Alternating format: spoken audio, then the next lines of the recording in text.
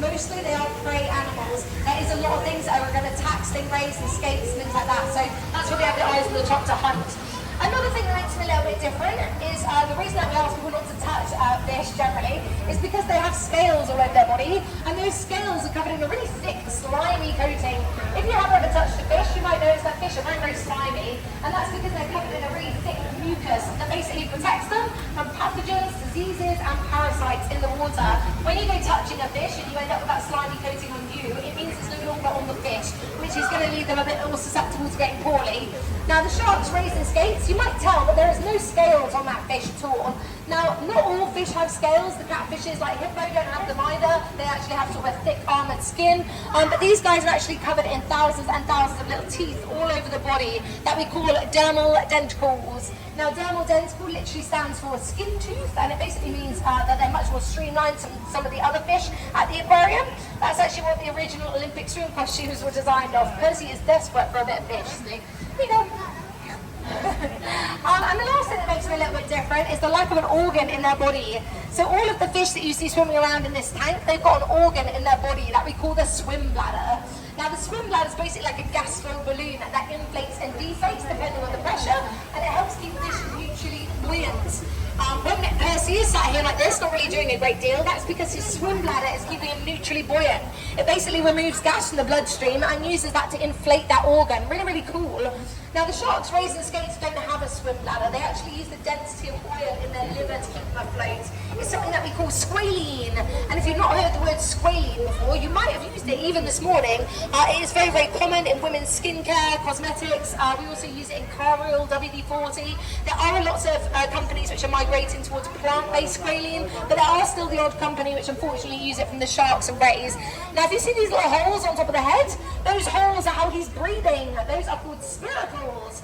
And spiracles are like little nostrils that allow him to draw oxygen and water into that buccal cavity without having to move. So these stingrays don't have to keep swimming. They can push water and oxygen past that buccal cavity, and they breathe out with the gills underneath. If they're breathing in and out with those gills when they're laying on the floor like this, they're going to end up with gills full of sand and substrate, which isn't going to be very comfy. Now when you see the rays inside, you'll notice that they don't stop swimming very much, and that's because they literally cannot stop swimming. They need to keep moving all of the time because the way they breathe is something that we call obligate mouth ventilation. It's a little different bit of tomato.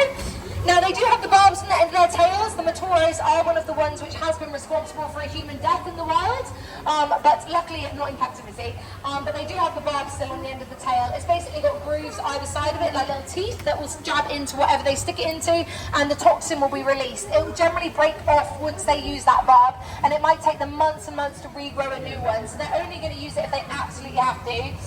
So we are going to feed the next turtle at some point when she comes over here. I do need her up in this corner because she's a little bit hard to feed, and we will feed the other catfish. I'm just going to carry on feeding the turtles the rest of their dinner because they've got quite a lot today. If you do want to know anything else about any of the other fish in here that I missed, then do feel free to come and ask. If not, then I hope you guys have fun at the aquarium today, and thank you so much for listening.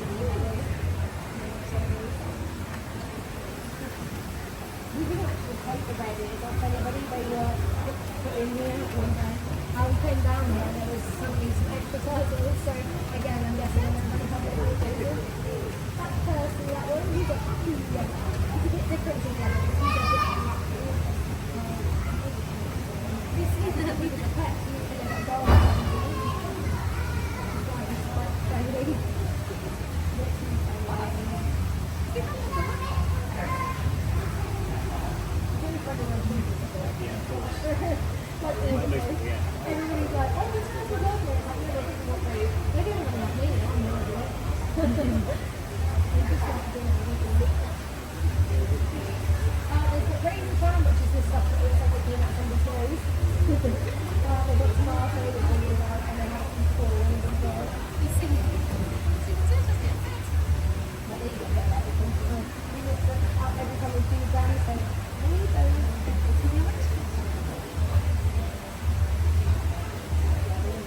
We do raise them once a month. That's why I love it.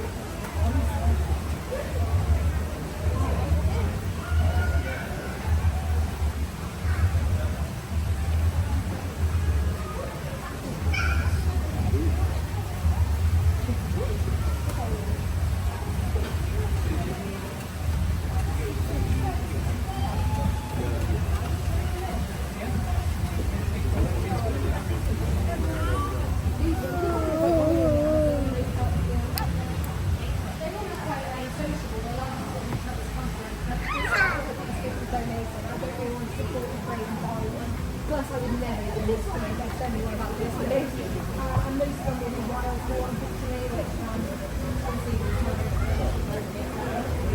it's something we don't need to another day, but I haven't taken on that. They're not the most. He's very cute, though. He's very dinosaur. He turns in fact to ride him around the place. And he's a bit tolerant, aren't you, Hippo?